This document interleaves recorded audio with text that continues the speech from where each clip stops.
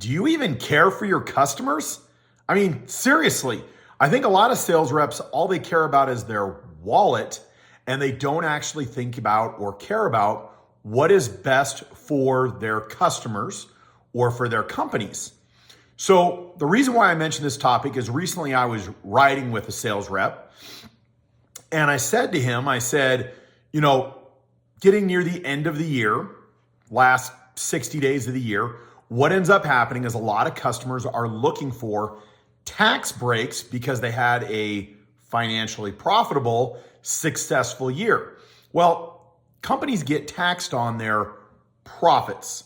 So the best thing to do for a company is they take those profits, and if they reinvest that money back into their own companies, they get a tax break and they get to write off that asset over the next 5 years. You can look up the law. It's section 179 of the US tax code. I'll put it right there.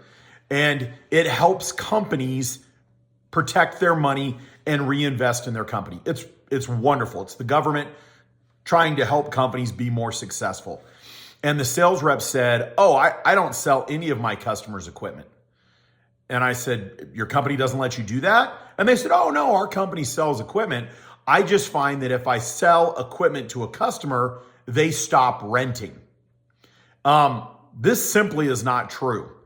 What I have found is that when customers buy equipment, they normally use it for special projects or longevity projects or things like that.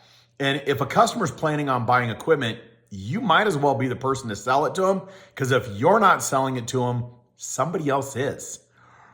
The other thing is that when customers are looking, when I say, are you thinking about your wallet or their customers, you got to look at if somebody has a piece of equipment and tell a customer, if they're like, oh yeah, we got this big project, we're going to have 5 19-foot scissors out on rent for probably 2 years.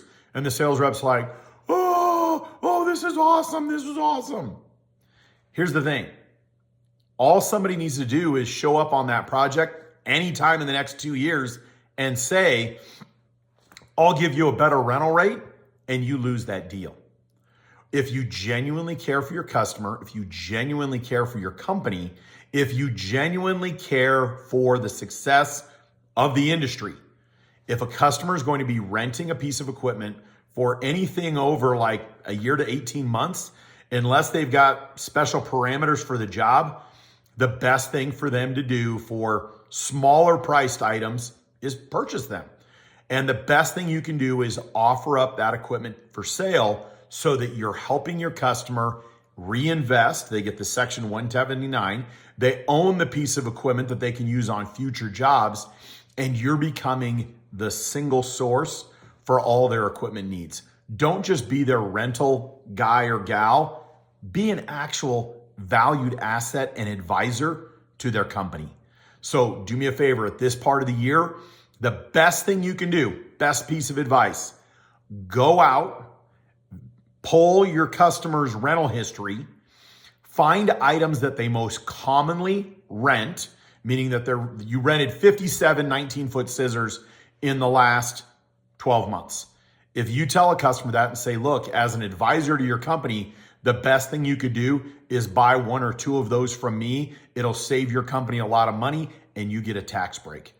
They're going to realize that you're a genuine salesperson who cares about their success, and it's going to secure the business going forward.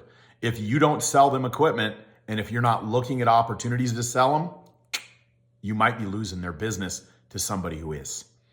Hope that helps y'all out. I know not every rental company sells their fleet. Some of them send them off to auction. Some of them do different things where they bulk sell it to people who buy bulk fleet. But do me a favor. If your customers are looking to buy fleet, talk to your managers, talk to your owners, look at opportunities to help customers. And if you work for some of the big companies that have a sales division that sells equipment and a rental division, do me a favor. Unite and help the company as a whole by asking your customers, are they looking to buy any fleet in the next 30 to 60, 90 days to cap in on that end of year section 179.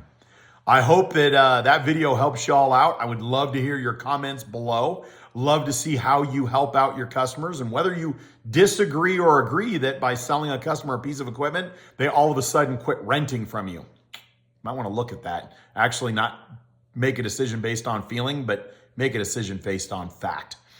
Have an amazing day. I wish you all the best towards the end of the year for the holiday season, and thank you for watching. It means the world to me.